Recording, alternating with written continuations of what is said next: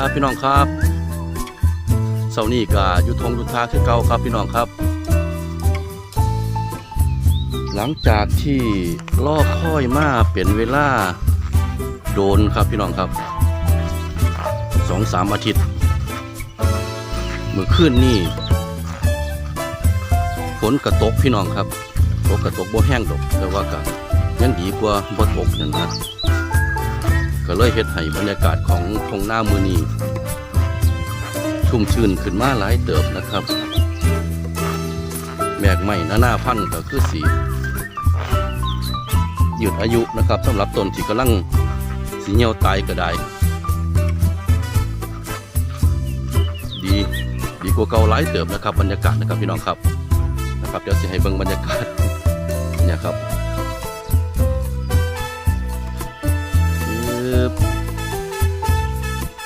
ชืบนี่นะครับ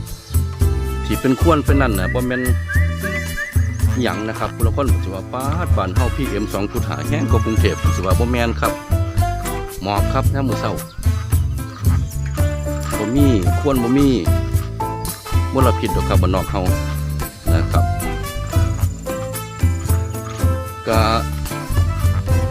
ดีใจน้ำพี่น้องหลายๆคนนะครับช่วงนี้เพิ่นผ่านกดผ่านเกณฑ์แล้วนะครับเปิดเข้าไปเบิ่งคลิปเพิ่นนี่ก็สิเห็นโฆษณาขึ้นนะครับโอ้ดีใจน้ำเด้อพี่น้องเลยเพิ่นว่าถามาประมาณเดือนกว่าๆนะครับเพิ่นว่าแต่ว่าก็แล้วแต่คนเนาะพี่น้องเนาะบางคนนี่เพิ่นก็คลิปเพิ่นมีคุณภาพนะครับเพิ่นเฮ็ดแค่เดือน2 เดือนเท่านี้เพิ่นก็ผ่านเกณฑ์นะคนเขามาเบิ่งจังซี่เพิ่นก็แช่ก็ยังซอยจังซี่โอ้ยเนาะ ดีใจน้ำเพิ่นนะครับหลายคนอยู่นะครับผู้ขานั่นติ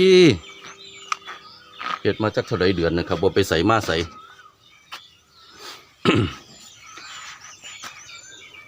จักเสียจังใดสุกอยู่ซอยในเด้อพี่น้องเอ้ยนะครับ ตั้งอกตั้งใจแท้ๆนะครับตั้งใจที่สิเฮ็ดคลิปนะครับสิให้มันได้คือเพิ่น กันจักสิเฮ็ดคลิปอีหยังได้ล่ะเนาะก็มาทงหน้าจังซี่ล่ะครับก็มาส่วนมากเฮาเฮ็ดคลิปเฮาก็สิเฮ็ดตามวิถีชีวิตของเฮาเนาะมันก็จังสิได้จังซี่นะคือผมจังสิมาทงหน้าผมก็มาเฮ็ดคลิปนำทงหน้า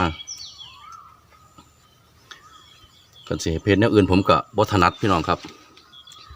ก็ฝากพี่น้องน้ำแน่นะครับผู้ตนสัตว์ ซอยกดไลค์กดแชร์กดติดตามให้แน่นะครับ ตั้งใจแท้ๆพี่น้องเอ้ยนะครับ ขอบคุณพี่น้องหลายๆนะครับที่เบิ่งคลิปนะครับพี่น้องครับ เอาง่วงมาลามพี่น้องคลิปสั้นๆจักสิเอาหยังใส่ เอาสำหรับคลิปนี้ก็ซ้ำนี่แหละครับพี่น้องครับ